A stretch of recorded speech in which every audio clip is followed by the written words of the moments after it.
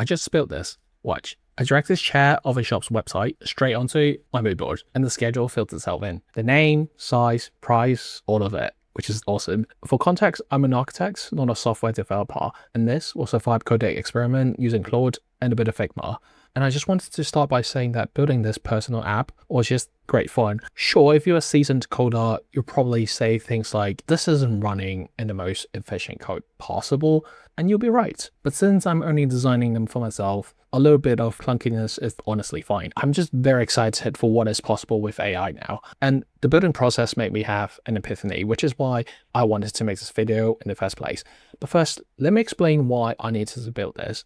Creating a mood board with a furniture schedule used to feel inefficient, and it disrupts my creative workflow so much, especially now that I want to add styling elements into my videos. I need to find a way to operate things more efficiently. The old process was broadly research online, save reference images, remove the background, build the mood board, type everything up into the schedule by hand. And now it's just a simple drag and drop, and that's it. More importantly, everything lives locally on my computer, which is awesome.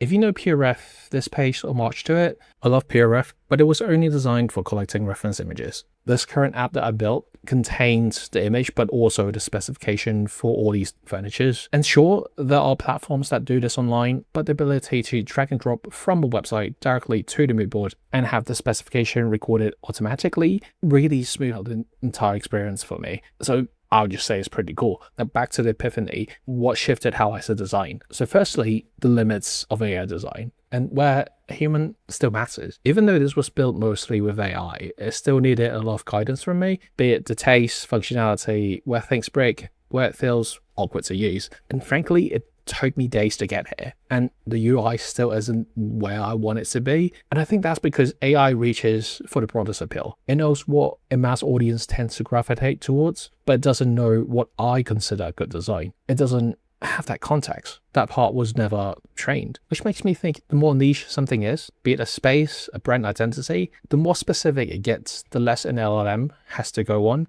And that's where you need a human with domain knowledge to articulate it back to the model, give it feedback, effectively an interpreter between the client and the LLM. And when something's too specific for the model to have learned, that's when a human comes in and just do these minor tweaks. Companies will keep fine-tuning, sure. But for now, that feels like a defensible place for us to stand. Secondly, the opportunity. For someone who cannot code, this opened up opportunities I could have never dreamt of.